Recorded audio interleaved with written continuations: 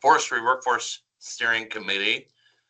And I'm going to open with the agenda overview. First, I'm Craig Pope, Polk County Commissioner, co-chair, along with Harris Rybach, who is joining us as a co-chair. And so I'm going to look at the agenda and make sure that everybody's satisfied with that. Any opposed to the agenda as presented? All right, hearing none, we'll move on. Our next item is for public comment. Do we have anyone signed up for public comment? Not on my end. All right. I don't see anybody. No, don't see any hands. All right, we'll move on. Our next item is the consent agenda, and it's to approve the minutes from the April committee meeting.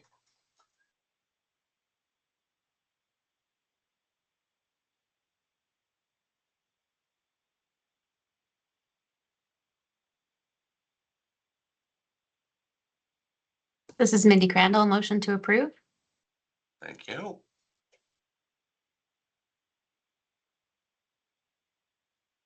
This is Julie Woodward, and I'll second. Thank you. Any discussion or corrections? Hearing none, I'm going to go with opposition for any opposition to the motion. Hearing none, we'll have the minutes stand as approved. Next item up now is our study and report reviewed and discussion. And so, Melissa, I'm going to open it to you or Andrew, whomever you two decide how you're going to start this.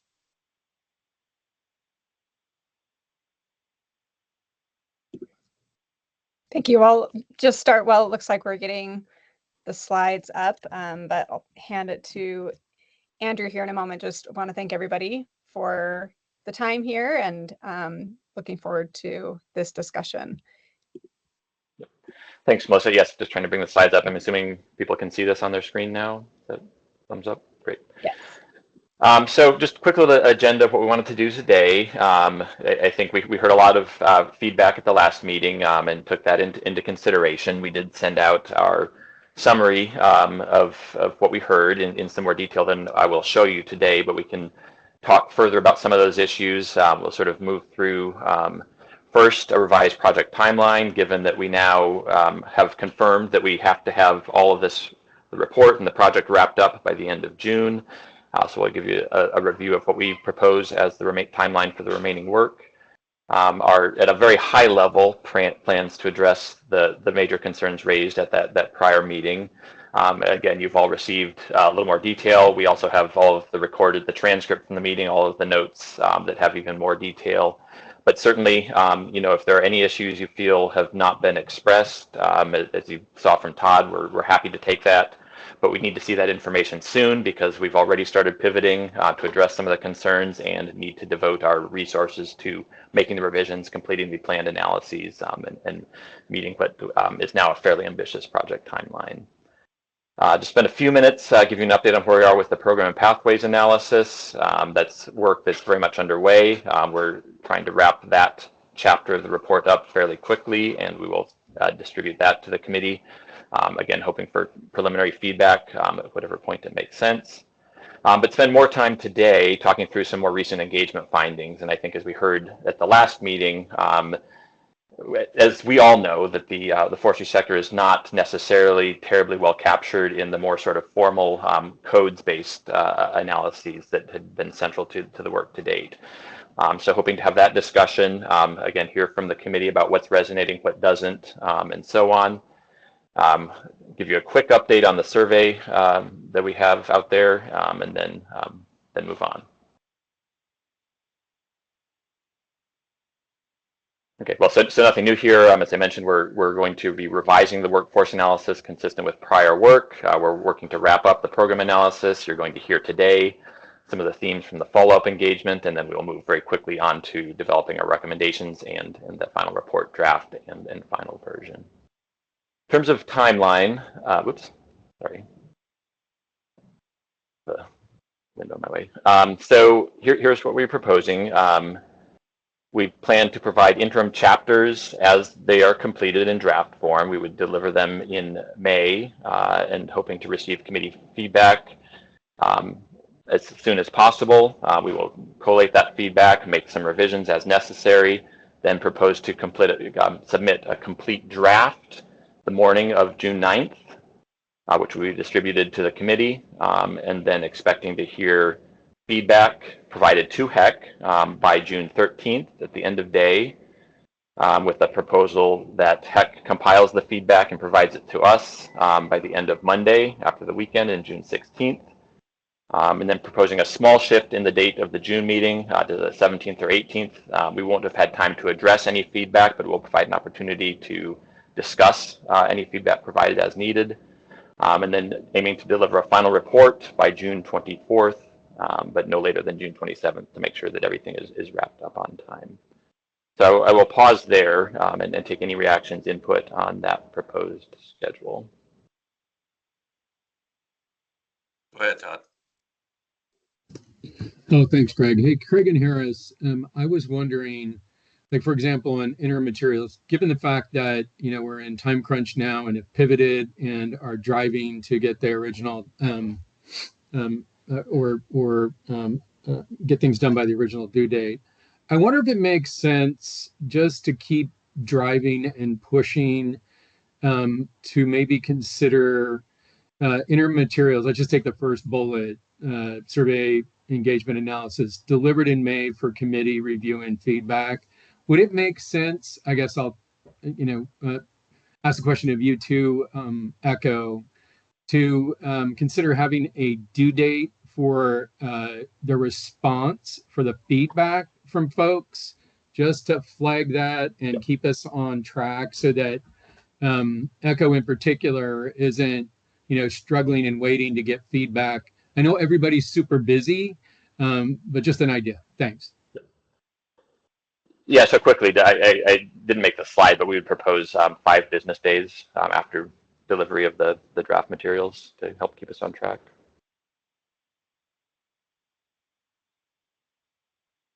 Amanda, go ahead. Yeah, thanks, guys. I've got 2 questions. I've been reviewing and looking at the kind of summary comment document that you guys pulled together. Thanks for figuring out the challenges on the Google Doc stuff and getting that to us to be able to review. When do you expect to have a revised, kind of those first few chapters based on the feedback received? Because I think people are reticent to comment and provide specific detail, knowing that there's going to be big changes that happen to that. So instead of commenting and spending a lot of time on something that we know is going to change, when do you expect to have a revised chapter 1 and 2, I believe it is, for us to provide feedback on? That's my first question. Well, I'll let Melissa chime in if she has additional comments, but I would say, first bullet, May, probably aiming towards mid-May rather than the end of the month. But I will say, I again totally understand the concern, not wanting to spend a lot of time on detailed feedback when the whole thing might change. I'd say if there are still interested in higher level, sort of more conceptual, topical, structural comments that haven't been raised, if there are any, that's what we would want to hear immediately. Happy to take the detail, but totally, accept and understand the interest in being efficient. Yeah, that's good. Good feedback and intel. My second question has to do with frequency of meeting. I think, and Craig, correct me if I'm wrong, but in your last email, it was pretty clear that we probably need to have a more regular cadence or potentially increased frequency of meetings.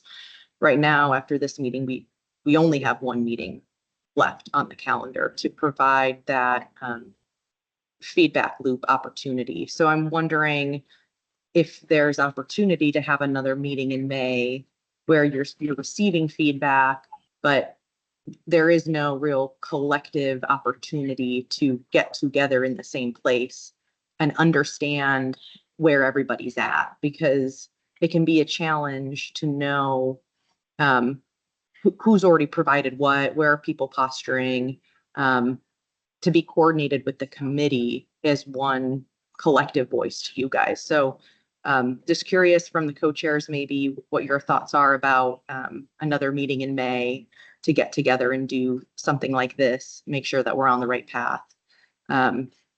Because I think the June pieces all make sense to me, but I'm nervous if we don't have another meeting between now and June. I can chime in on that, Craig, and then we can head to Chris after if we're done with that. But I see May 8th is a date on here that is on my calendar, not as a scheduled meeting, but a proposed date to meet.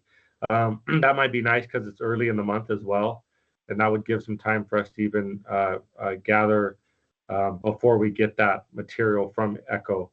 I don't know when they plan on delivering that in May. It just says in May.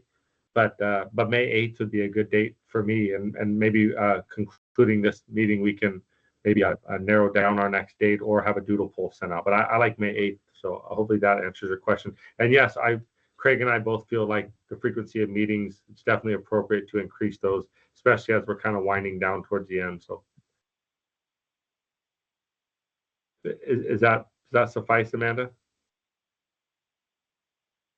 Yeah, and I'm not necessarily proposing that we figure out what the date and time is right now, but maybe if we save some time at the end of the meeting to try to coordinate on that, or have Aaliyah send out a doodle poll of, some sort of scheduling poll. Yeah, I don't think But, there's any pushback on increasing the meetings for sure. Yeah, I think it's needed. Go ahead, Chris.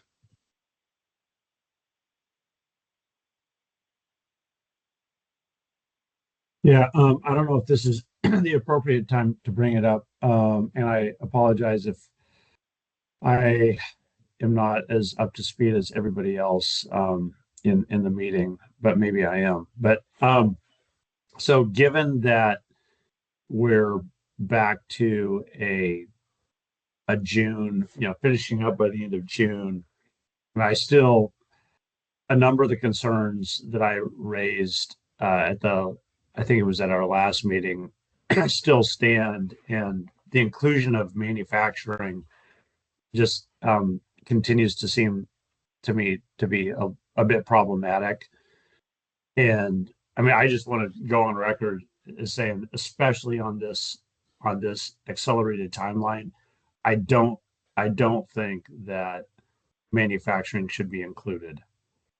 And it wasn't obvious in the original bill that manufacturing necessarily would all be included. And so I want to make the pitch that it seems like they would have better bandwidth to do a better job on an accelerated timeline if you at least took a big chunk of it off the table.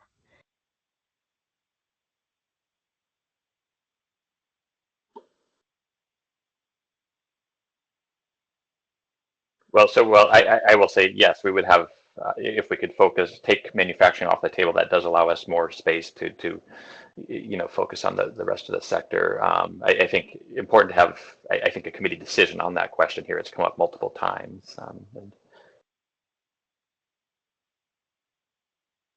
Mindy.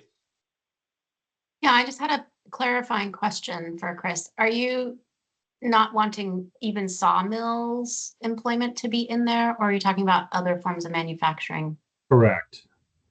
Making the division at, there's in the woods activity, and then there's outside of the woods activity. And in the woods would be, I would argue that really, I would argue that this entire report has been the impetus behind it has been really the operator community, the forest operators. And OFIC members, we have manufacturers and we have professional foresters. And, if we're having a problem with the professional forester workforce, we will work with Oregon State University on that. We're not particularly wanting that studied, but we understand that that's, the bill was fairly expansive. But really, Associated Oregon Loggers, I mean, this is, essentially their bill. So Amanda worked really hard to get this passed and was inclusive. And but the forest operator community, as has been stated before, has a lot of independent contractors, which, not to replow that field, but and so that's an aspect of the workforce that was that needs to be focused on and considered. And it's just too broad. And so I'm proposing that we just, we sever it and make that delineation. It's in the woods or it's out of the woods. And anything that's out of the woods, sawmills and downstream, furniture manufacturing is even downstream from, sawmills, is just take that off the table. Thank you, Chris. Yeah, and I mean, we can have some additional committee input on that, but that was something that Amanda, myself, and Craig, and that we've spoke about leading up to this point, that I'm not opposed to that either. And I'd be curious to see what the committee's overall take on that is. But I agree. I think there needs to be definitely a clear division when we're talking about manufacturing, that will definitely delineate what's going to fog up and make things muddy, and what's going to make things clear, and what we're trying to get out of this study. So I appreciate that feedback. Go ahead, Amanda. Yeah, and I know, Mindy, you asked that question. So did you have a follow-up? Because I'm going to take it a slightly different direction. I did just have a follow-up, and I would say that, I would agree with Chris on both aspects. I think there's a very, very big difference between in the woods and out of the woods. And having said that, a lot of sort of academic and secondary data studies lump the two in terms of the entire forestry supply chain.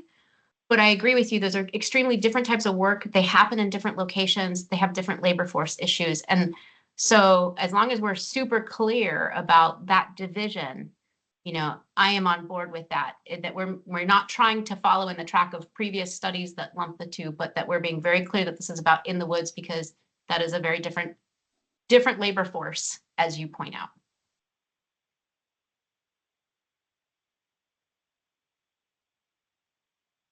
All right, I'll go. So I 100% agree. And I think, it became very clear at our last meeting, especially in the second pieces of this, or really the pieces that I think have the more meat and more importance to the conversation, is that there is a requirement in the scope of work to develop recommendations, to do gap analysis, to understand pathways. And that's where I think focusing it in that in woods work, like that, exploring those areas is already going to be complicated. Adding the manufacturing, which is very different, I think adds one more layer on top, of which we all, I think, recognize at this point that it's already going to be a challenging timeline to meet. So focusing in, doing that seems to be appropriate, I think, is, as Chris said, more in the spirit of how the legislative intent came to be during session when it was passed, and in those conversations. And in reality, those pieces are where we tend to have more of a lack of understanding and a gap of knowledge. So the need for additional analysis is greater. So for all those reasons, that's why we would support this focus. Yeah.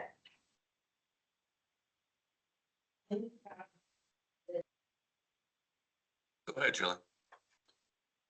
Thank you. So I just want to bring up that OFRI supports, echoes what Mindy said. I think we just need to make it very clear, if anyone picks this report up, on that there is another aspect of the sector, but why we aren't focusing on that at this point.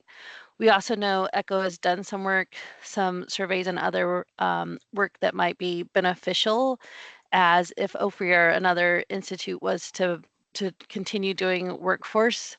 So I think it would continue as a committee. If they have surveys or that type of thing, we'd be open to receiving that, but of it being of a separate, if there's information they believe that would be helpful for the sector, I think there's folks on this committee who'd be interested, like Benny and myself, to receive that, but it not be part of the body of work that goes out to the others, but it could still be useful if they've gathered it.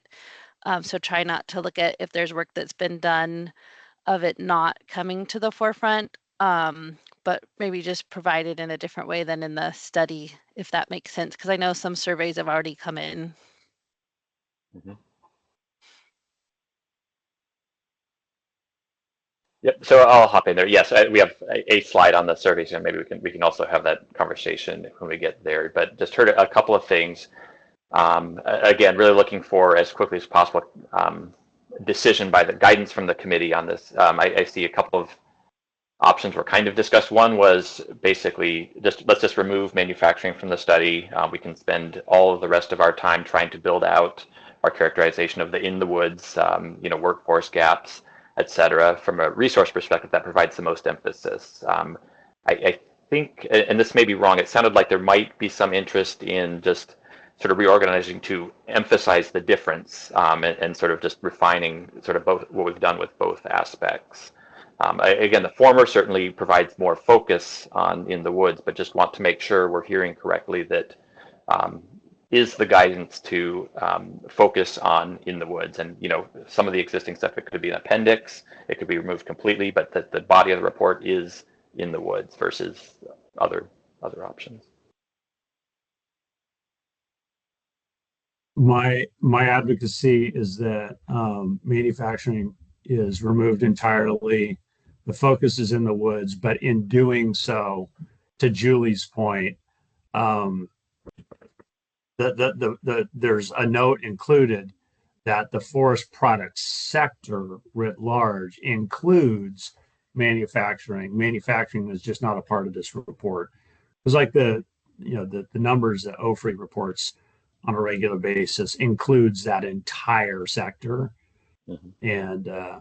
And it's a really large number. And so, of course, in focusing just on in the woods, the casual of a policymaker or somebody that might look at the report might say, oh, this says that there's only this many thousand workers, and you guys are always saying that there's 50,000 workers, and how do you square that? So.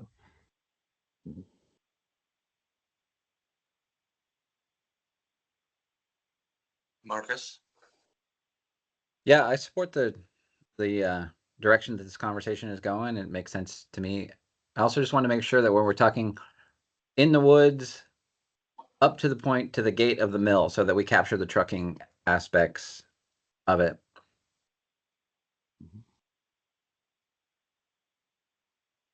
I agree with that.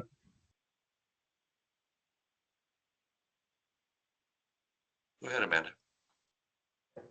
Yeah, I appreciate that comment, Marcus, and I am very interested and excited to hopefully get a briefing today about some of the exploration you guys have been doing at the ECO team on some of the ODOT potential pathways and information gathering. So looking forward to that. One other thing I just wanted to highlight and I can provide this in writing too, but when we were reviewing the current kind of chapters that you guys provided to us, obviously there'll be a reshuffling and a refocus if we move this direction, removing manufacturing, pulling out, like I talked about, the woodworking and other pieces that were incorporated into that support system, and really fleshing that out a little bit more. One other comment that I don't know was extremely clear. I need to go back and look at your guys' notes that were provided again, but it provides us the opportunity to more to maybe split out some of the definition and defining pieces of the sector that's left that we're going to be focusing on maybe a little bit more accurately. So thinking about the other work that you're doing around pathways and conversations with colleges and community colleges, and maybe bucketing things for how workforce development may be solved rather than, kind of lumping together federal work, state work, private work, kind of into these larger buckets, but being more specific on that. And so I might have some ideas on that as we move forward that I can provide to you guys and share with the rest of the committee. But I've just been thinking about that a lot. The initial stuff that we got, it kind of lumped industry with the public sector. There was no real definitive separation, it seemed like, in that initial chapter. So that might be something that folks may be thinking about or interested in, and not only the different types of work, but then how folks are employed and kind of what those pathways look like, and maybe focusing it that way. Yeah, no, we definitely welcome that, and the only plea that you can provide that as quickly as possible, because we are on a very accelerated timeline, but appreciate that. Other piece I will add is that I think this direction makes sense, but as we've discussed, there are some parts of the sector, that are not at all captured in the standard data, and we have explored some additional opportunities to do that. There will be big holes remaining, and as Chair Pope or Commissioner Pope suggested, part of the recommendations will be how do we start collecting the data that will support better identification of those parts of the sector going forward. But we're very late in the process. Obviously, can't rewind and repurpose the roughly half of the project that was devoted to the other part of the sector. So there will inevitably be gaps even in what we can do going forward. We can't do a complete round of new engagement to ask additional questions, et cetera. So just wanted to make that very clear as well.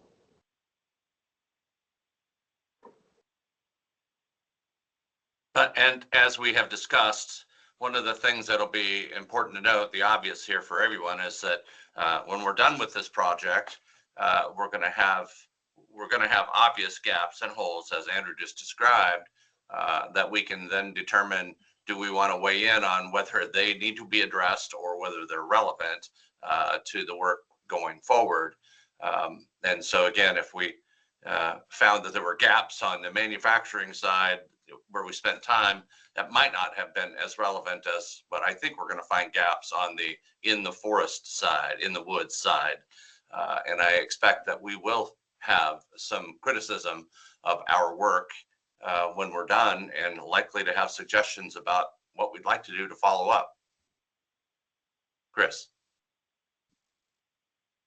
Yeah, I was wondering, the last survey instrument, and I looked at it, I can't remember it off the top of my head, how it was divided between in the woods and manufacturing. I remember there were manufacturing elements on it.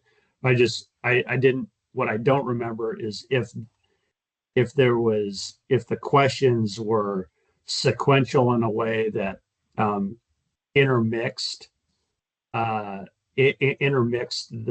two parts, or if you feel like the data that you got for in the woods can be parsed from the data that you got from that survey that's manufacturing specific, so that you don't include the manufacturing, but you have some clear stuff to work with for in the woods. Yeah, I mean, so we do have questions about first, are you an employer or are you a non-employer entity, which is, it's your contractors, your family-owned businesses, or family-owned enterprises, and so on. And we also ask about specific activities, so we can make filtering at that level. I wouldn't say it wasn't a complete branching of the survey, but we can identify, to the extent people answered fully, what they are doing, and make a distinction based on that. Yeah. Okay.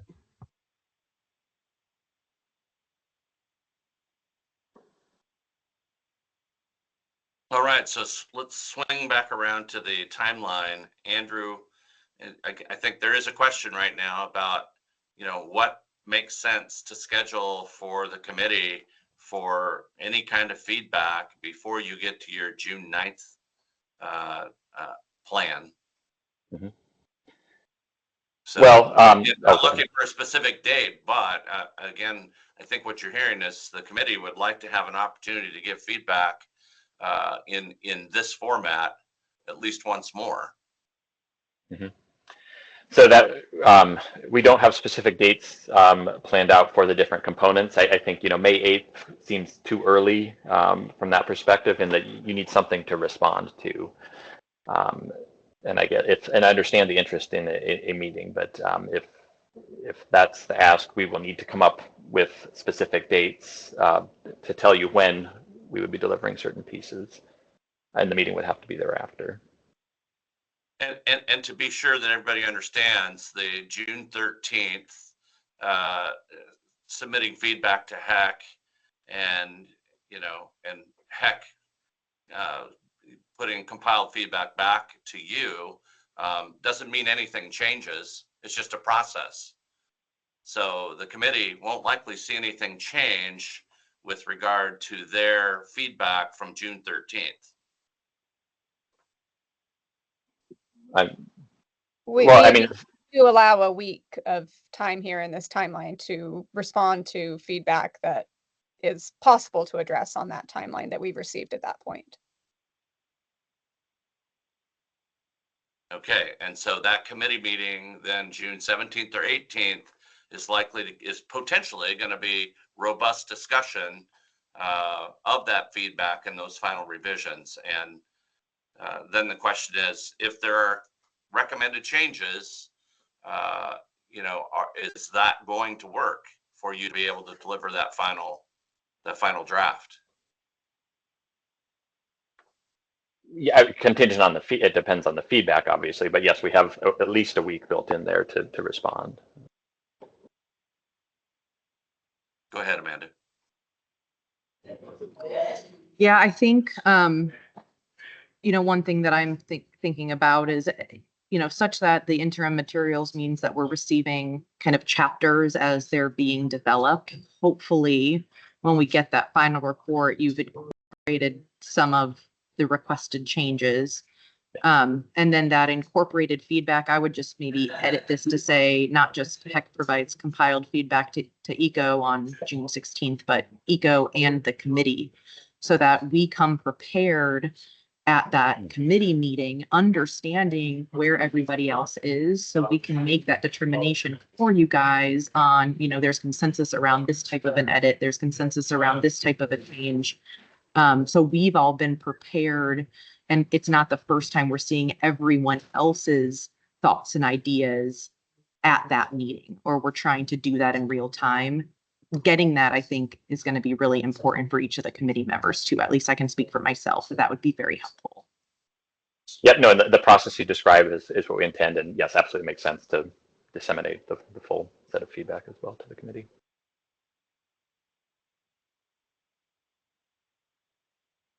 Okay, so what I heard you say is May 8th, no good. And I understand that. So you guys are going to have to work on what you think you can squeeze in then for a May meeting. And I realize, and I have had your feedback, that you would rather we didn't, but again, you're hearing the committee say, yeah, I think we need that. So you guys are going to have to give us your feedback on when that May meeting best works for you, and we have to work on the window and how do we get everybody in it.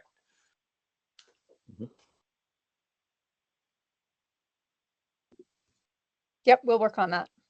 Okay, and we haven't finalized June 17th or 18th, so is there a hang up on those two dates? Anybody?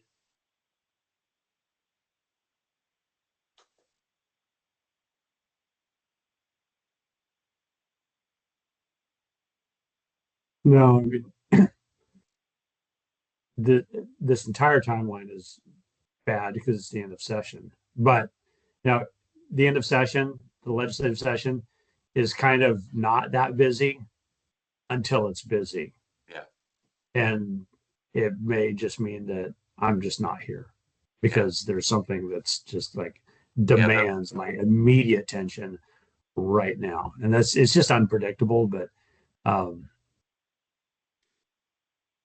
probably fine. Yeah, I've heard the wish of them sign die around that time, but I wouldn't want to bet on it.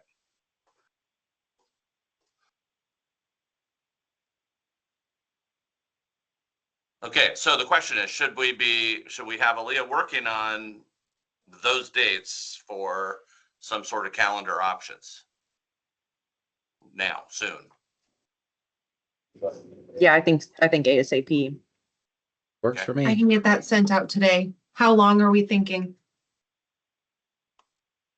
You better give us an hour and a half, and Okay, I'd I love can it do if we that. did it 30 minutes, but you better give me an hour and a half.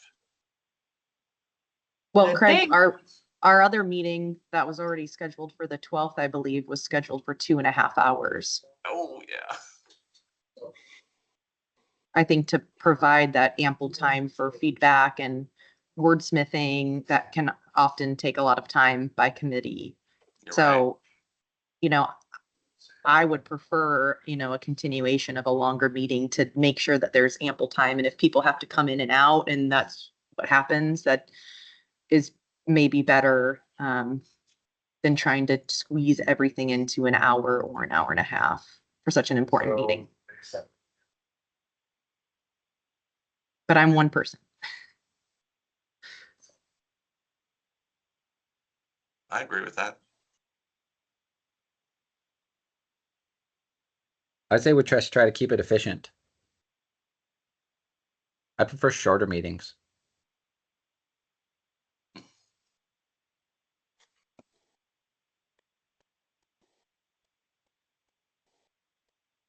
Well, how about this though? Let's plug in what we initially thought, and Andrew and Melissa can help us craft that. If it seems reasonable that it's a lesser amount of time, fine. I just hate to, I think to Amanda's point, I don't want to schedule something less and rush, try and get it all crammed in there. If it's, I mean, it's the last meeting for the committee.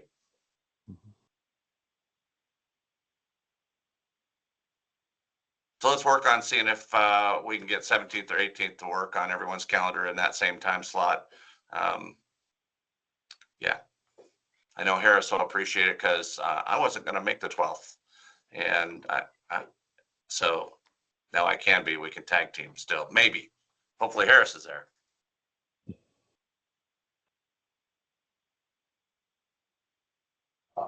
Hey, Craig, one other question that I have, because that meeting is going to be very rich in discussion and potential edits that need to be finalized with the final report on this timeline coming out between June 24th and the 27th. But will we need to have a final vote of some type after that to approve the report? That's where I pictured that vote was going to take place, that 17th or 18th.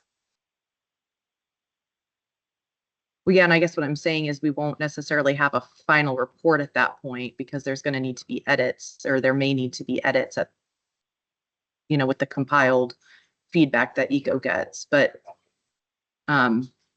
so we don't have another scheduled meeting. I don't know what the protocol is for getting that final vote completed if we don't have that final product until the 24th or 27th. Well, Andrew, tell me what you think that means on the 17th or 18th. Well, yeah, in terms of process, I don't know what the rules are, but I mean, I agree with Amanda that we'll be discussing a draft. It won't be final. Hopefully will not require, you won't be requesting major changes. So I guess from a content perspective, our goal would be to have enough there that you would be able to vote on what you foresee as the final product, but it won't be final. We won't have had time to make changes responding, for the most part, make changes responding to the feedback because it'll be, a day or two after we've seen it for the feedback for the first time. Go ahead, Todd. Yeah, I mean, I could envision something that we've done a fair amount in other committees on full board meetings. We just have a vote meeting, Craig and Harris, where depending on how this plays out, at least by June 30, we could schedule even a 15-minute meeting to just, the only agenda item would be to vote to approve.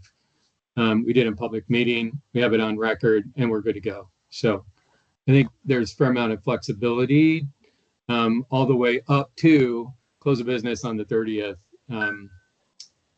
hopefully we wouldn't have to wait that long, but just in case something went a little bit sideways. But 99% of the time when we get to the point where we're going to have a vote, it gets approved.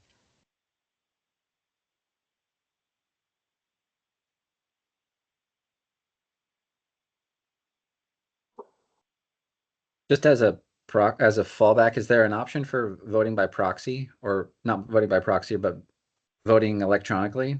No, we can't do that. The state Oh. board is required by public meeting law to vote in person. We can now do it, virtually post COVID, but that's as far as we can go. That's a great question. Wish we could, but fortunately we can't. All right.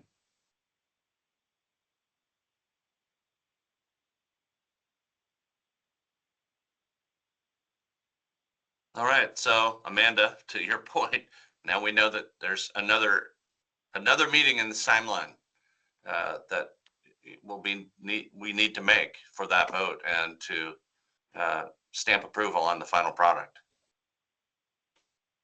by the 30th.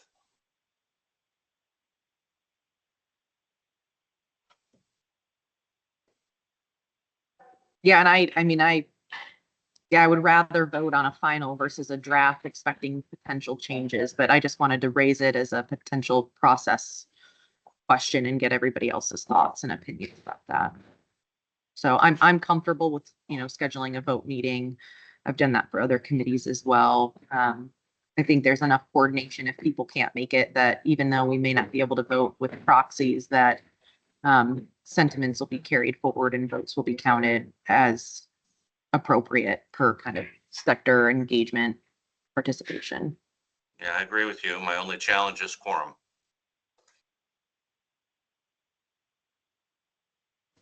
Well, how about we ask Aaliyah to work for, target dates on a doodle poll for the 29th or the 30th, and just see how it comes back. We'll make sure that there's plenty of options included. If you have key conflicts, just please let Aaliyah and I know. Otherwise, we can target those 2 dates. But again, I would just gently advise that if we could do it on the 29th, that would be great. I don't know. It's a Sunday. It's a Sunday. Oh, it's a Sunday. Well, that won't work. So I guess we're stuck to probably the 30th then. Yeah. So we'll include that in the doodle. Hey, Todd, so just for clarification, one of the dates in the doodle poll will be for basically this last meeting, and then another date in another doodle poll will be for a meeting in May. Actually, Because we have 3. A meeting in Right. May, June 17th or 18th, right, and then likely to be the 27th. right. For the 30th, yeah. But I just want to make sure because, to Amanda's first point, and I think, well, I know Craig and I both feel the same way. Let's get a meeting sooner than later for May. And then, with Andrew's feedback that what I say, May 8th would be too soon. So then that leaves, the following date. So I just want to make sure that that she knows what she's sending out in terms of future dates. I think that's good. I think Echo is going to, per previous comments from Andrew, I think we'll make sure we touch base with Echo in terms of that first May meeting. And then, Craig, to your point, just to provide us with as many options as possible, because I don't really know how obviously this is going to play out, don't have the crystal ball. We could include June 27th as well, because that's Friday. So for that vote meeting, we'll just to have that information, we'll have Aaliyah poll on both those dates, the 27th and the 30th. Yep. Sounds good. I think the other thing too is, Craig, did we want to get some kind of consensus on, I know that's what Andrew and Melissa sound to me like we're really seeking in terms of just completely cutting out the manufacturing piece moving forward now, or I think it was Marcus that gave the input of, from the woods up to the gates of the sawmill. I think it sounded to me like that's what Echo would like to get at the end of this meeting, and whether we want to vote on that or how we want to go about that, Craig, I'm open, but I think we definitely want to get that buttoned up before we conclude. So, well, here's the moment where anybody on the committee has an opportunity to disagree. I mean, if again, we're talking about in the woods to the sawmill gate. That's kind of the direction that we're giving. And so if anybody has any opposition to that or argument against it, now's the time.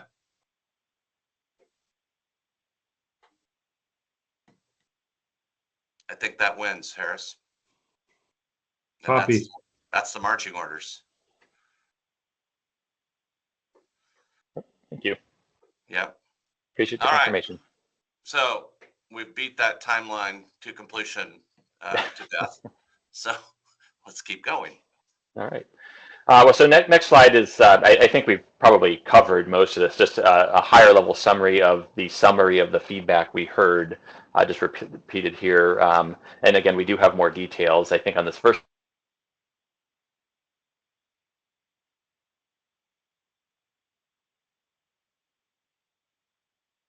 Hey, Andrew, I think we lost. Excuse me?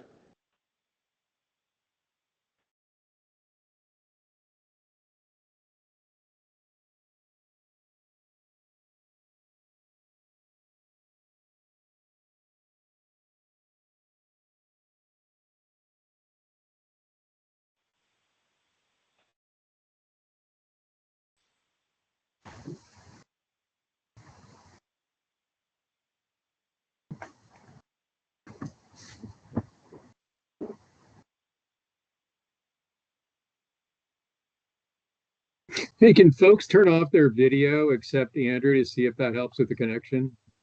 Hello? Yep, I will turn my video off here. Can you hear me?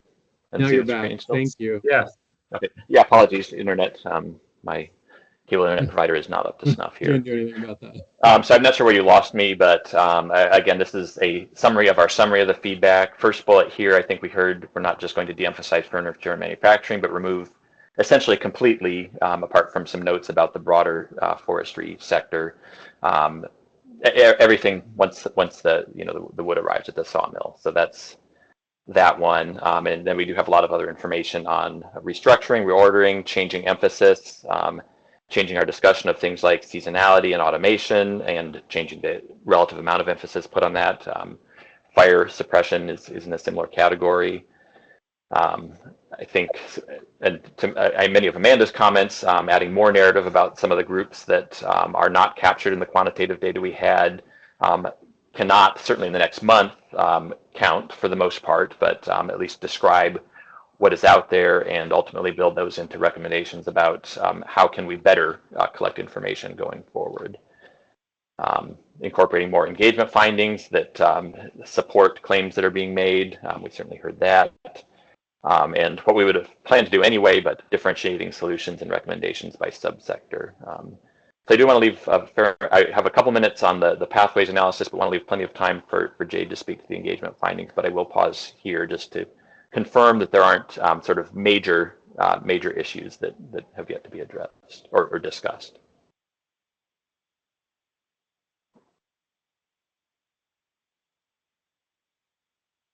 I don't see anybody.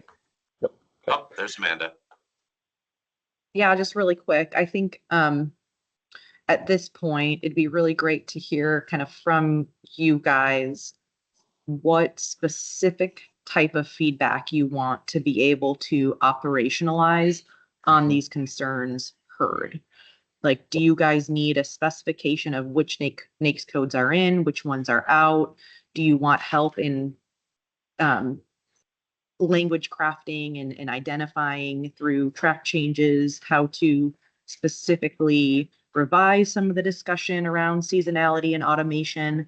Just where are you guys at in the process of revision, and what information is most helpful for us to make sure that what you heard is accurately and adequately being adjusted in the final product? Mm-hmm. Yeah, I think so. On the first bullet, that I think we've certainly taken care of that. But I'd say as much detail as you can reasonably provide, given understanding that there will be drafts coming forward, and as things rearrange, specific line edits are not going to necessarily be relevant. So I wouldn't say that level. We did have some specific feedback on seasonality, the importance of fire suppression relative to other aspects, and automation. So I think we're okay there, but I think some of the more general concerns, and I know, Amanda, we've talked multiple times about parts of the sector that are not well captured in the data, but I think if there were specific, specific types of contractors, these kinds of things, it would be helpful to hear that level of detail, just so that we make sure that when we're revising, expanding our narrative, we can nail the right components. Okay, that's very helpful. Thank you, Andrew. Yep. Yeah. Okay. So, and on that point, and I think we floated a few changes we made to the sector definition at the last meeting. Some of them were relatively small in number. I'm just repeating them here. Do want to focus a little bit just on the last bullet point where we mentioned these non-employer establishment counts. And again, this is it's not a perfect data source, far from it, but just want to note that the non-employment establishment counts are a Census Bureau product, and they are designed to capture or quantify to the extent possible entities that are not standard employers, right? Again, your sole proprietorships, your contractors, and so on. And they identify these establishments through tax records, and the threshold is for an entity that has to report at least $1,000 of receipts in a given year for tax purposes, that they are counted in the data. Obviously, not everybody's necessarily going to have more than $1,000 of receipts, but it's a relatively low threshold, and we have captured the Census Bureau's quantification of those establishments. Not quite as much detail available about them as in sort of the employer sector, but we do have that information in there. And then we'll move on to just a couple of minutes on the pathways analysis. I'll give you a quick update on the data. As you all know, we submitted a request to BOLI for really detailed information on certain apprenticeship programs.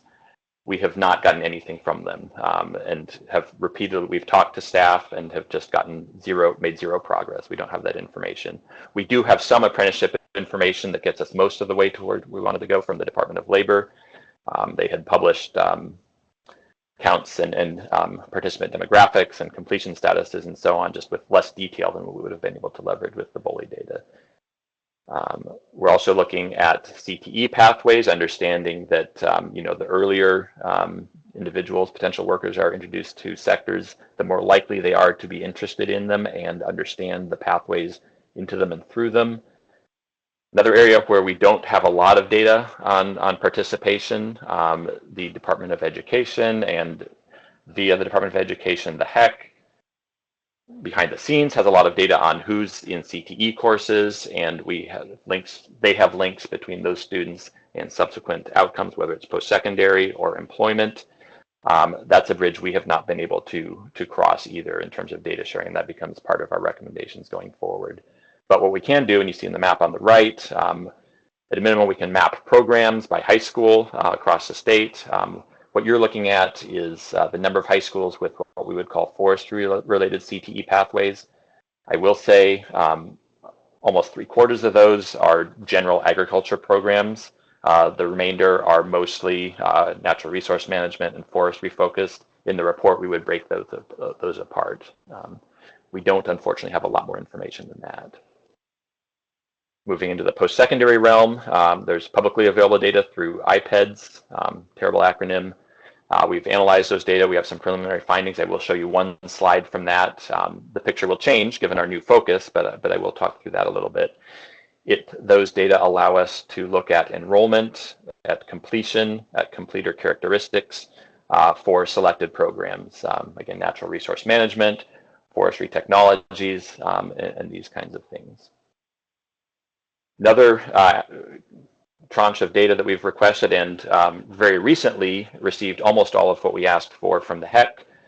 That's individual level data on individuals flowing through Oregon's public post-secondary systems in forestry-related pathways. Again, anything we had ready would be different when we show you the final version just because of the change in focus in aggregate, but we can look at number of people who take a forestry-related course in a forestry-related pathway and what share those complete within certain periods of time. what share of those people end up employed in problematic, but at least it's something, sort of NAICS-based industry employment. It's not everybody out in the woods. Obviously, we have a limited view into what happens outside of Oregon, but it does provide some useful information and certainly the foundation for recommendations for additional data analysis going forward. And then I've already mentioned the US DOL data. So I'll pause there for a second to see if there are questions, comments. Okay, so last piece here before I turn it over to Jade, again, just one look from the IPEDS data. What we've done here is look at the number of people in Oregon. This is all institutions, although almost all of that activity is public institutions, so sort of mirroring the HEC data. How many completions in forestry-related programs across degree types, certificates, associates, bachelor's degrees, masters, and beyond. How many complete in a forestry-related program relative to the total number of post-secondary awards in the state.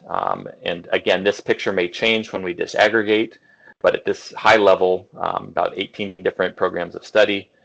Oregon has been trending upwards in terms of the share, sort of the concentration on forestry-related pathways over the last really decade. And at present, in part because of Oregon's relatively large forestry sector, we imagine the share of awards that are given in forestry-related programs is higher than that for a lot of other states that are important in terms of total timber production.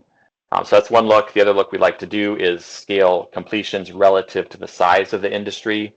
That's an imperfect science, particularly for forestry, but we'll come up with a metric and look at this output relative to industry size in some sense, and we can compare that to other states and look at how well the flow of completers in Oregon into the industry might be comparing to those in other states, similar states with similar types of forestry sector.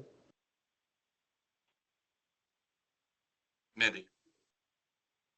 Yeah, this is really interesting, and it brings something up in my mind, which is we just at the beginning of the meeting talked about in the woods, to the mill gate work. I know there was some concern too about, I guess I just want to make sure that fire is still going to be in here, because I'm looking at these programs and I'm thinking about, a lot of forestry related programs, especially at the community college level, have to do with fire issues, which is also in the woods work. And I just wanted to make sure we were clear that where we landed on that.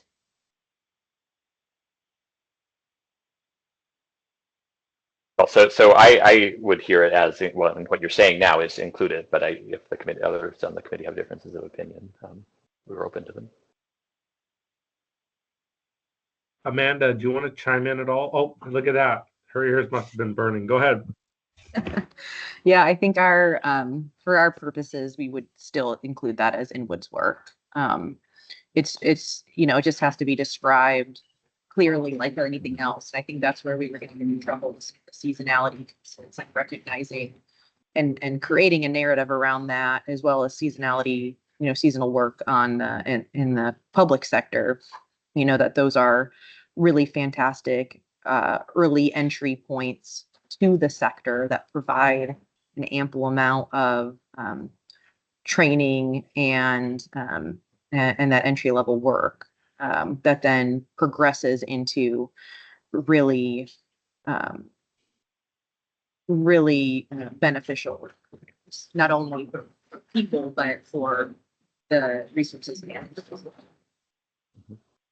I agree. Just want to throw that out there. I think it's super important as a pathway. Yeah, I was going to say too, before I get to Todd, he had his hand raised. I just want to say, yeah, I mean, that's a prime example of a sector that definitely we want to keep in there. However, the seasonality portion of that specific sector is the piece that I think the committee really wanted to see changed, and how the seasonality of that particular sector is looked at or assessed or forecasted. But the sector itself, we like staying in there. Todd, did you still have your hand up? If so, go ahead. Yeah, thanks, Harris. A couple of things. One, I just reached out to my boss and asked for help with Bully and that data request. The three people I used to have relationships with at Bully are no longer there. Which is too bad, because I'm sure I could have got something to help you out, Melissa and Andrew. The other question, or the second thing is, and it is a question. Craig, is there anybody that you might by chance know at Bureau of Labor and Industries or in your network? Would you be able to reach out to Bully and help with that request? I guess there's a third part to that. Do we still have time, Melissa and Andrew, or are we out of time?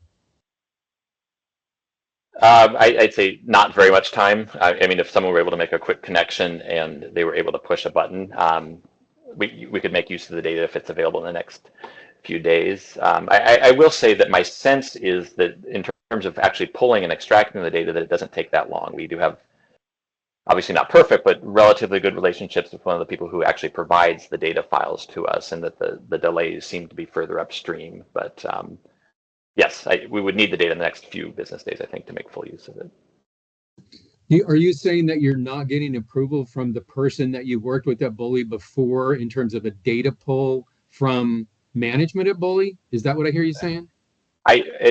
We have no insight into the process. Again, the person we work with most regularly, very friendly, provides the data files, but I don't know if it's him or seems to be further upstream. Larry. Larry Williams. Yep. Oh, I know Larry. Okay, I know who he is anyway. Okay, yep. Great. I mean, so he has been helpful in the past, but we don't have any insight into what specific delays are caused by. Okay, great. Yeah, that would exhaust my extent in the Bully too, as Larry actually, ironically. So. Yeah, I would have pulled on some strings, 2 months ago, when it probably would have been helpful if we'd had an indicator that this was going to be a problem. We've sadly had to wait for their process. Chris, did you have a question or statement?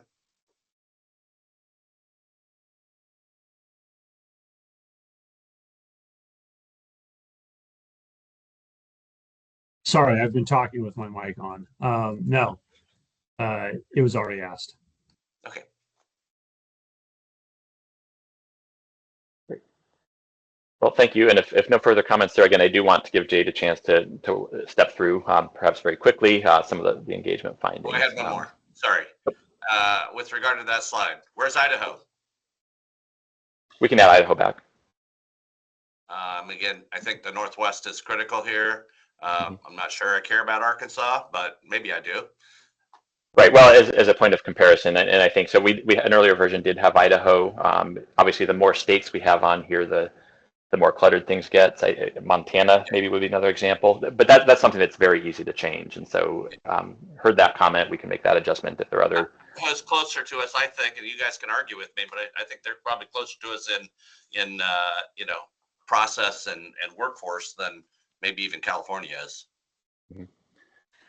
Well, and so part of the, sorry, just quick comment. Part of the issue is sort of the scale of the industry and how big it is. I mean, it's a region, so you have programs in Idaho that serve Washington and Oregon, but trying to make the comparison here about states with, I don't want to say comparable, but relatively large industries, and again, we'll provide that comparison as well. But certainly possible to include Idaho.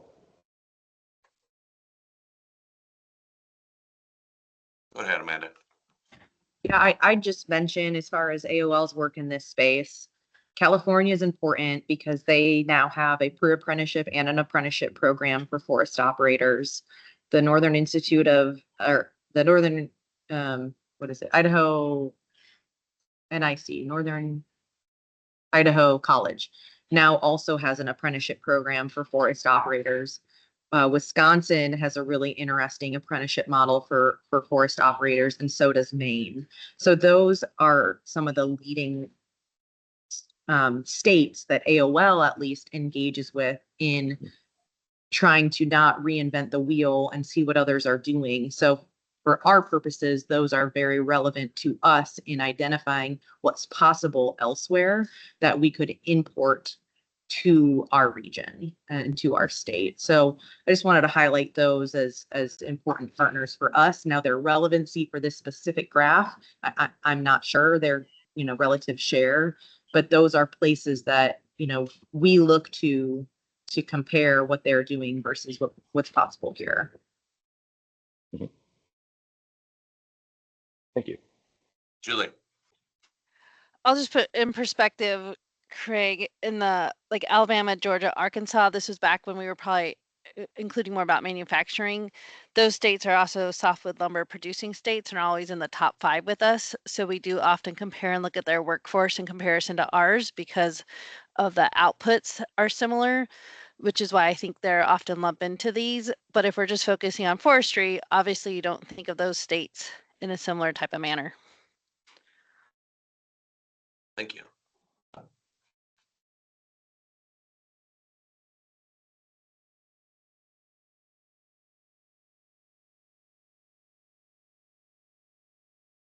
Okay, well, with that, I will turn it over to Jade.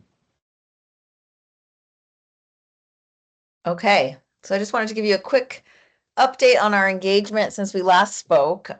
Each kind of section we've taken on sort of a different area, and last time I talked to you a lot about kind of workforce boards and other areas of development. This time we really did a lot of work talking to folks in training programs for youth and community colleges, CTE programs, etc. So that's really what my update is on this time. So we had different focus groups with these different areas and talked about like pathways into professions in the forestry sector. So next slide. One of the, of course, exciting things that I think many of you know about is the future natural resource leaders. A lot of schools were excited about that. There's currently in over 32 high schools. I think there's still also, as Andrew pointed out, the CTE programs in forestry continue to be part of a lot of folks' agricultural programs, but this is a much more targeted to natural resource careers and pathways. So I think there's no lack of interest, but the barriers that we heard from getting them into more schools are the insurance liability concerns, the safety for kids. So you really have to have kind of a sponsor at the school who gets it, who's willing to kind of stick their neck out, get the school board on board to do this. And sometimes, you know, if you're having administrative turnover, you lose that person. And so that's what we heard of in terms of what is keeping some of these from schools from who seem, you know, like in the right area, who have industry partnerships, who have a location where they can have students actively engage in the forest that's right near a school, like what's keeping them from participating in these programs. And it seems to be around safety and liability issues for the school, for youth. So that's one finding. I think, you know, that might be worth investigating a little more. Next section is in the community college program. So one thing that we were noticing is that community colleges seem to be working together to finding distinct areas where they can sort of focus on so that they don't take students from one another. So some schools are focusing more on wildland fire. Other schools are saying, hey, we want to be the school that's going to work on forestry machinery and maintenance. And then we have the 2 accredited programs in Oregon that have a more traditional forest management program, field training and forest sampling and layout, and including some wildfire response. Those 2 programs are more likely to send students on to 4-year programs at OSU or University of Idaho to complete their bachelor's degrees. And they also are the 2 programs that tend to attract more students from out of state. So students are coming here to take classes in those programs, where I think the other programs are attracting more local Oregon students. One thing we found was that while a lot of the schools do have industry partnerships, they tend to have stronger relationships to public sector. So they often have agency staff coming in as guest instructors, or they're going out into forests with public agency staff as field guides. They're using them as adjunct faculty. They're sending their students to internships in those kind of government jobs. And and I'll talk a little bit about this a little more in one of the future slides, finding that the relationships with industry could be strengthened to give more students like a clearer pathway into the private sector. I think right now students are exposed so much to sort of the public sector jobs and workforce that they don't see a ton of alternatives other than sort of going in that direction from the community colleges. Next slide. Or I'll pause at any time and just feel free to put the hand raise and someone will see you. Same with some of the youth programs. So what some of those youth programs, you know, youth core programs and others that work with a variety of young people, they're often funded by, you know, the government grants, and then they work with agencies like the Forest Service or BLM, and they tend to encourage folks, young people's, you know, interest in conservation, fire mitigation, trail maintenance. So they're kind of doing this more like public sector work. And so I think, again, that exposure to this public sector is good, but it gets folks kind of interested in that, thinking about that as their future, and then sort of understanding it as stable and more values aligned. And I want to pause on that for a second and sort of if they do want to continue to work in the woods, that's sort of where their mind is going.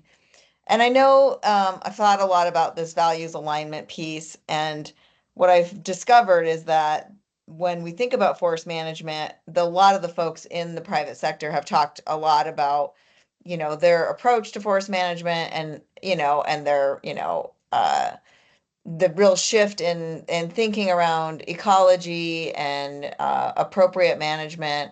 I think that there's a lot very positive being done in the private sector's approach to forest management. I don't know that that's translating as well to youth in community college and these youth programs, just because of lack of understanding. I think that there's an opportunity for some more, you know, I think there's still a sense that kind of good forestry management program or forestry management is happening within the private sector, and that is where the students are thinking, well, if I want to, you know, be a good environmentalist and work within the ecological values that I have, you know, it happens in the kind of public sector realm.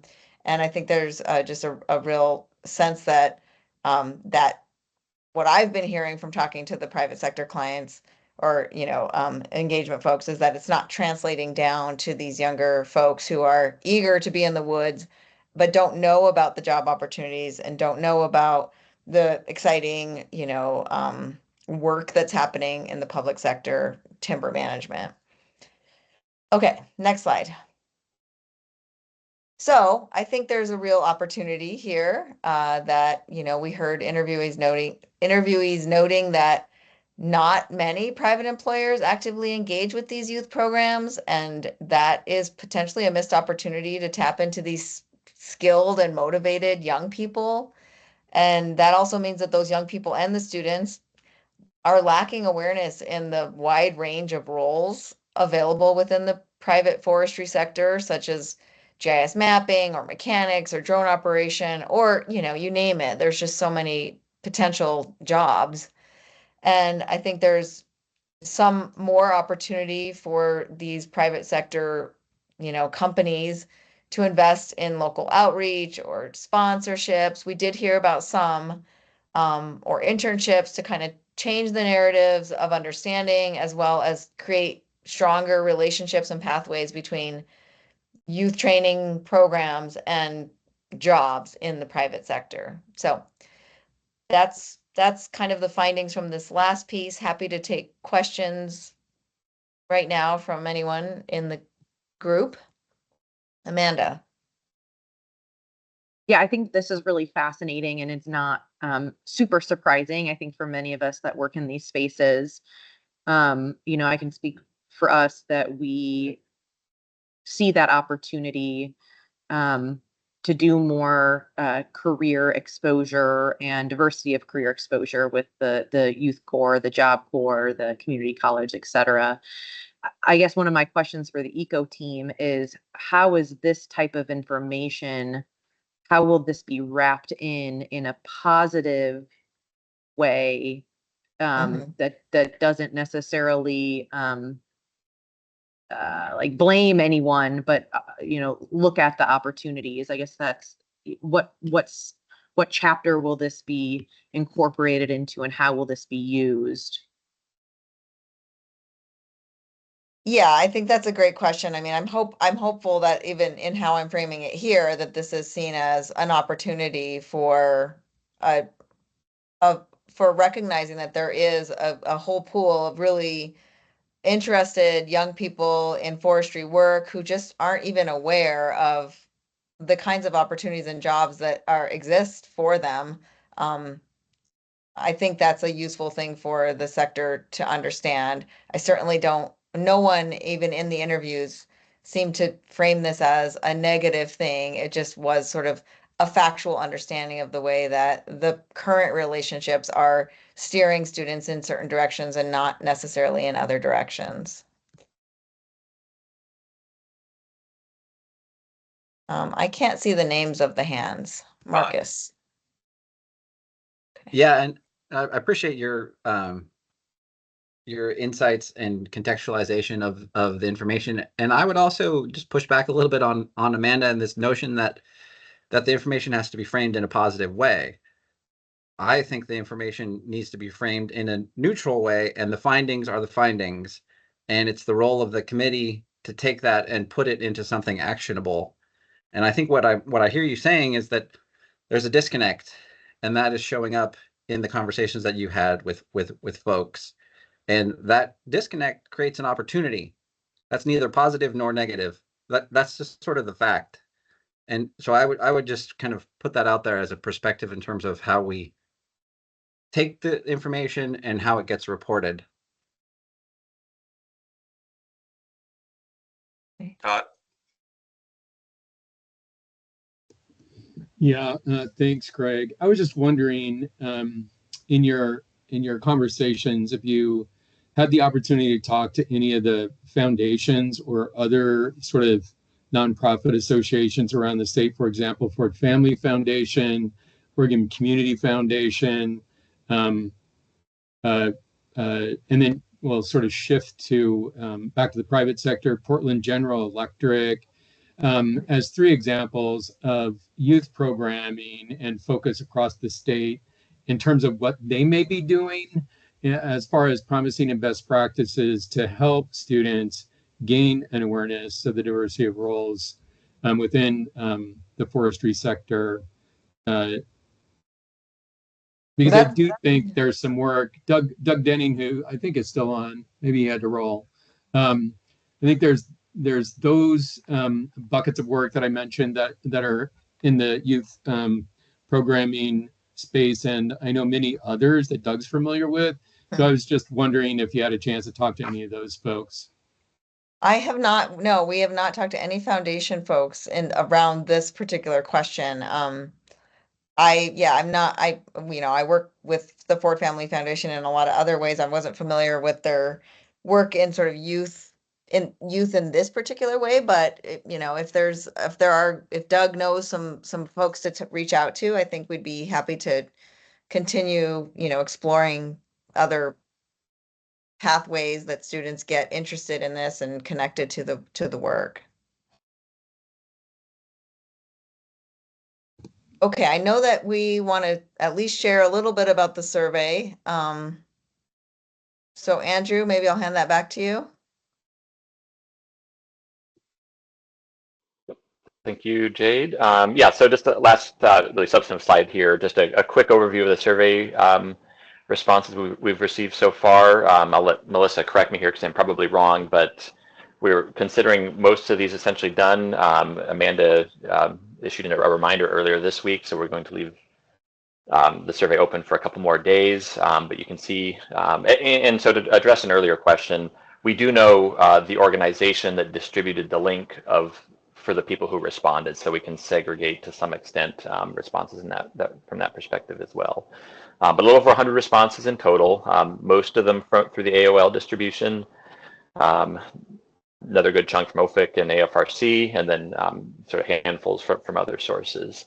What we're seeing, no results here, but a decent mix of types of work, different mix of geography.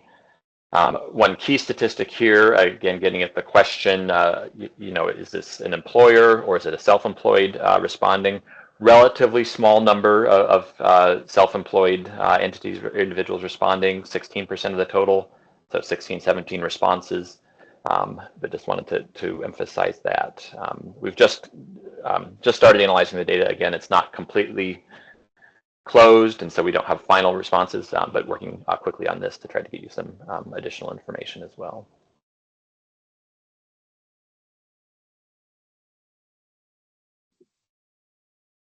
Yeah, maybe, yeah, Amanda, I was just going to pose a question to you. Yeah, well, I was just gonna ask. I know that there's been a lot of good responses, a lot of folks that have been filling the blank pieces, which can provide really valuable information.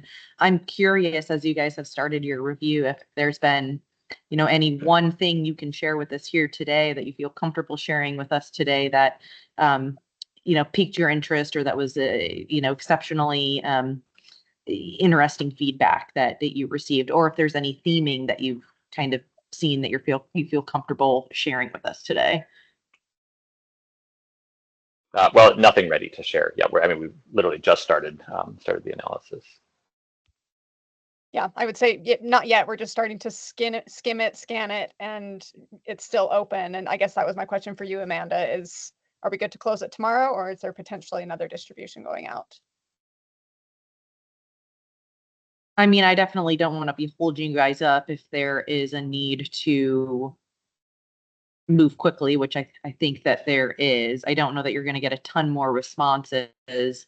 I mean, if we can, what is today? Is today Thursday? I think if we can hold it open till the end of the week, I think that would be appropriate. Okay, but in terms of sending it out to the Society of American Foresters, that was the piece that hadn't gone out yet. Yeah, I'm not sure that I don't think that that's gonna happen at this point. Okay. There's just too much other stuff going on, but we do have another distribution to AOL folks that's going out. Okay, well, we'll plan to leave it open through the end of tomorrow and then close it up and move forward. Thank you. Okay, well, so that wraps up the presentation. Just sort of repeating here, these are the components that we will be updating, enhancing, revising, et cetera. Just talked about status of the survey. We have some more work to integrate the engagement findings with other pieces of the report, sort of finalize what we've heard. Jade mentioned the potential for potentially a little more follow-up engagement, which is fine. That's not going to hold us up as long as we're connected with people of interest in a timely manner. And then, revising, finalizing the remaining components of the report and sending them along to the committee as quickly as we can.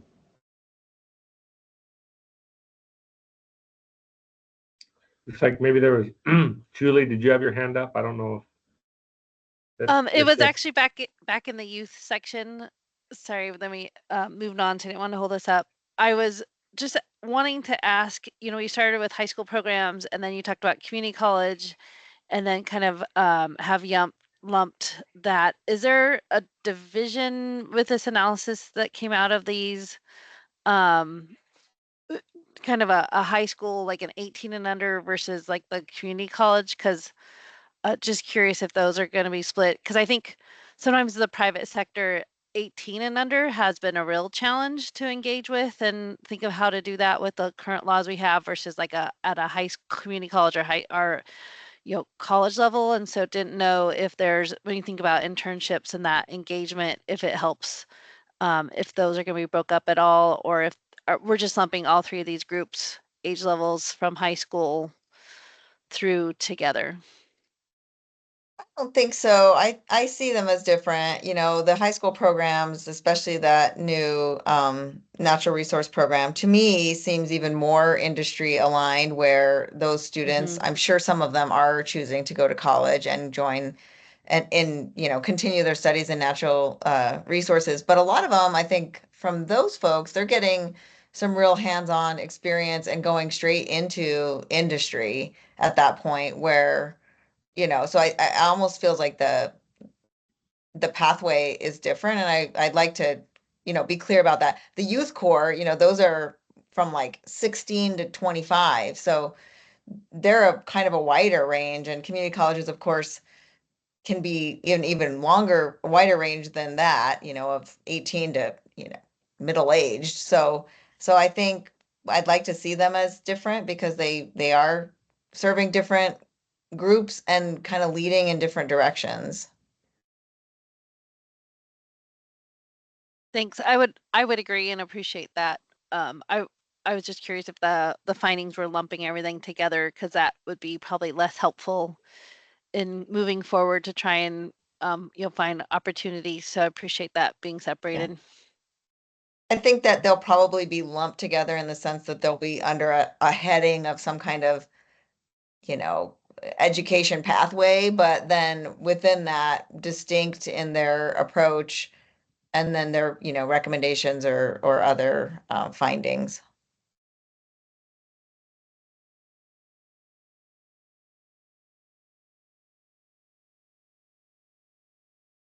All right, 3 minutes to go. Any additional information that we've missed? I'd just like to add, Craig, my 2 cents. Just thank you to the Echo Northwest team, and thank you to the committee. I think this was a really productive meeting in terms of feedback and also in terms of update too. And I think getting some of the next meetings scheduled for the committee, I'm excited that that's going to take place. And so, yeah, anyway, I just appreciate everybody's time. Thank you, guys. Yep, thank you. Yeah, definitely appreciate the constructive feedback and input and very clear guidance in this meeting. So appreciate it. Last words, Todd? I was just thinking the same thing. Thank you, Melissa. Thank you, Andrew. And thank you, Sage, so much for all your time and good work. And we really appreciate your adaptability and flexibility on this project.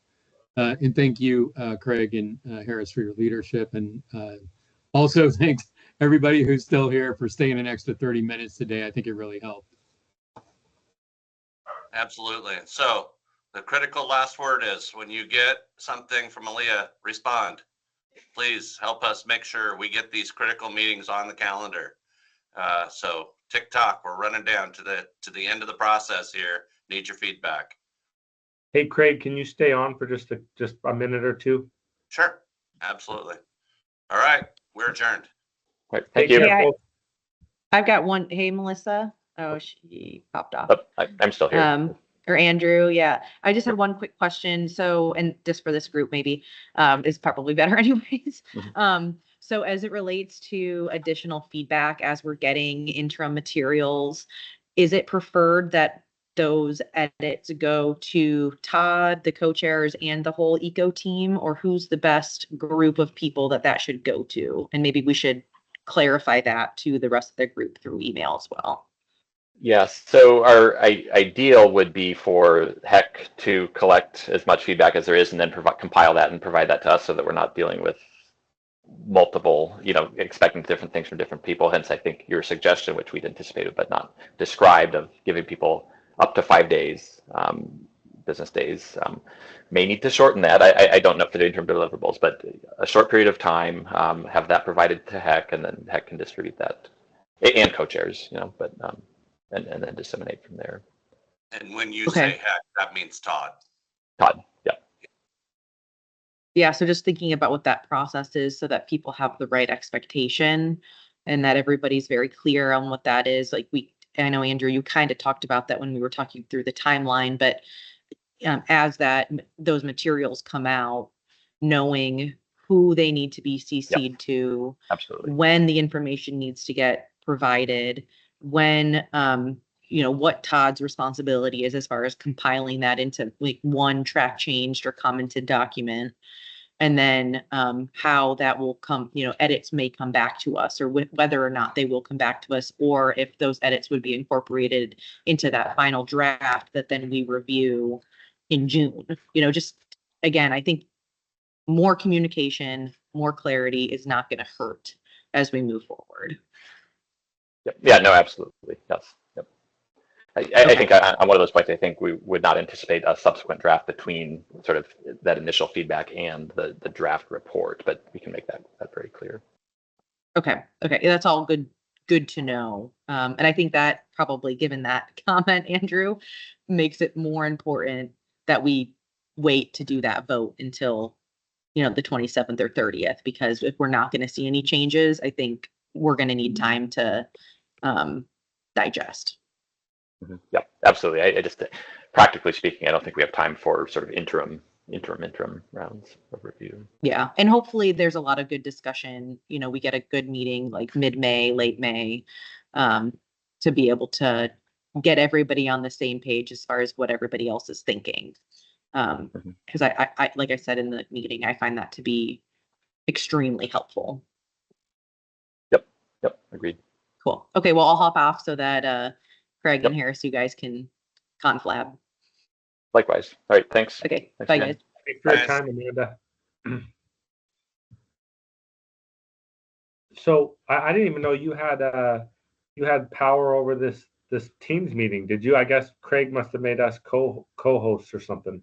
Because I just figured someone would have to stay on with you and I talking, whether that's Aaliyah or Todd or whoever. So I guess with this 2 seconds to talk to you, I want to tell you real quick. I had a friend of yours wanted me to tell you hi, Mr. Ron Noble. Okay. Yeah, I was Haven't seen talking. one for a bit. Yeah, I was talking to Ron and I mentioned your name, and he goes, "Oh, Craig, yeah, no, I know Craig. I've done a lot of work with him. I really like Craig a lot," and so that was cool. And I've been meaning to tell you that the last probably 2-3 times I saw you that Ron made sure he wanted me to tell you. He said hi. So Hopefully he's enjoying his quiet, his civil work that he gets to do. right, yeah, out there on the farm, yeah, he's got a little bit of property now that he's able to. He's still doing, you know, his religious work, I assume. Right. Yeah. Yep. Yeah. So he's doing that, and so no, I think he's doing good. He's got all his grandkids, and I think he's doing pretty good. So, and then I was going to say for the 12th, so are you going to be there or not? I guess is my question. No, not the 12th. No, I'm in Alaska on the 12th. Okay. Yeah, I'm gonna move some stuff. but the expectation was to switch it to the 17th or 18th. Oh, is that what that? Oh, okay. Yeah, I got you. I'm sorry. I was a little confused on that. Okay. And the 17th or 18th, both of those would work for me. As we're forecast. Oh, so that's fine with that for the June one then. So are we? One of those doodle polls is going to be what we prefer, the 17th or the 18th, right? To change the 12th to. Okay. And then also for May, I wanted to give you a heads up. I'm going to be in Hawaii starting the 15th of May, so that's a Thursday. So I won't be available that Thursday, the 15th, or the Thursday following. But anytime up until like Tuesday, the 13th, I'll be available. I just want to give you a heads up. So because May 8th worked for me, Thursday the 15th won't, and the following Thursday the 22nd won't. But after that, I'm free too. So there's a chance that if it falls between the 8th and the 23rd, you know, that kind of like mid to late part of May, that you'll have to take that. I want to make you aware of that. So anytime after though, I'm free. I'll tee it up. So. Well, I would be surprised if Echo Northwest says they want to do anything before the 15th. Yeah. And right. So my guess is they're going to want to hedge that out as far as possible. Yeah. Especially knowing that their next real, essentially final meeting with the committee is the 17th or 18th of June. Right. And then that 27th, 30th is for us Quick. to put the final bow on it. I hope that it doesn't blow up. I know. Because we don't have any more options I after know. the 30th. I know.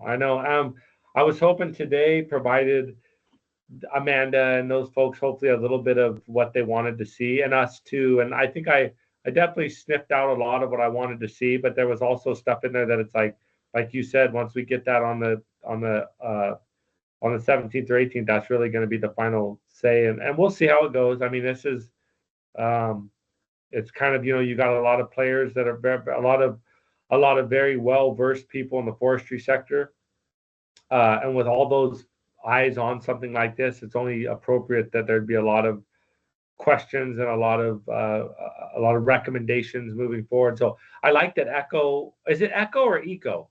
I want to straight Echo. Okay. I like that Echo was open to the recommendations, and I could see that there was some effort put forward. I know Amanda said she was excited to see their work with the DOT or something, and I didn't see that on there. But also, I didn't know what the necessary tie was. It's not our project. They're working on a different project. Oh, okay. It just happens to have some information that might be useful. I gotcha. I gotcha. Okay, well, that makes good sense. So, but yeah, I mean, I think you could see there was some footwork done. And I think at the end of the day, what I'm getting at is like, I think ECHO grasped a lot of the concerns that they heard from the committee, and they're appropriately moving forward with it. So, yeah. Okay. Well, that's all I had. I sure appreciate you, Craig. You have anything you need from me, you reach out. And I don't know if you're going to Alaska to fish or if you're going there for business, but either way, I hope you enjoy yourself. Well, week-long cruise to the Northwest Passage. Man, we've been wanting to let me know. Are you guys leaving from Seattle? Yes. That's the exact trip my wife and I have been like, we know we're going to be doing that in the next few years. So I'm looking forward to seeing some pictures. Feel free to shoot me some pictures via text message while you're out and about. I look forward to it. Okay. All right, Craig, take care. See you soon.